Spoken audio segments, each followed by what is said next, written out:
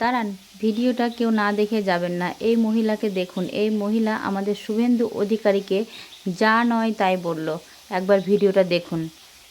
1 বছর যাবে না শুভেন্দু অধিকারী রাস্তায় রাস্তায় আমাদের মতন বেড়াবে। আজ আমাদের চোখের জল ফেলছে, সবাই কাঁদছে, মা বোন। আজকের আমাদের পেটের ভাত আমরা করে খাচ্ছিলাম, আজকের আমরা কোথায় যাব? আজকের আমাদের করে খাওয়ার জায়গা নেই। আজকের যেখানে হচ্ছে আমরা লাথি যেটা খাচ্ছি, আজ দোকানগুলো বন্ধ করে আমরা বসে আছি। আজকের 1 মাস আমাদেরকে দৌড় করাচ্ছে।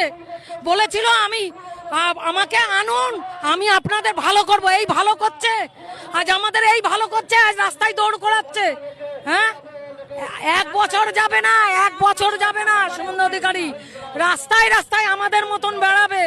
এই মহিলা যেভাবে শুভেন্দু অধিকারীকে অভিশাপ দিচ্ছে, এই মহিলার মতো আরও অনেক অনেক মহিলারা, অনেক মা বোনেরা এভাবেই কিন্তু শুভেন্দু অধিকারীকে অভিশাপ দিচ্ছে। সত্যি তো, অনেক হকারদের উচ্ছেদ করে দিয়েছে, যারা ট্রেনে হকারি করতো তাদেরও বন্ধ করে দিয়েছে। তাহলে তারা খাবে কি? অন্নপূর্ণা ভাণ্ডার দেওয়া বন্ধ করে দিয়েছে, তাহলে খাবে কি? শুভেন্দু অধিকারী আমাদের মতো গরিব মানুষদের কষ্টটা তো বুঝলো না।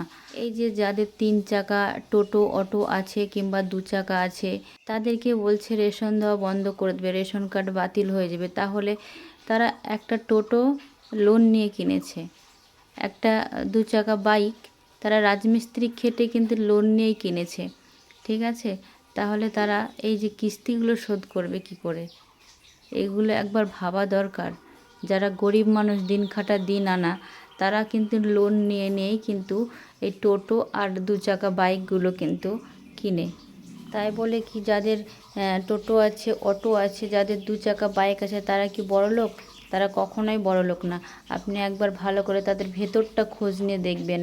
এই যে অনেক মা বোনেদের চোখের জলের অভিশাপ কিন্তু বিফলে যাবে না। মা বোনেদের চোখের জলের অভিশাপ কিন্তু লেগে যায়। আপনি তো ক্ষমতায় আসার আগে অনেক কথা দিয়েছিলেন, সেই কথা তো আপনি একটাও রাখছেন না। তাহলে মা বোনেদের চোখের জল তো লাগবেই। যাই হোক, আমি যদি কোনো ভুল বলে থাকি তাহলে মাফ করে দেবেন।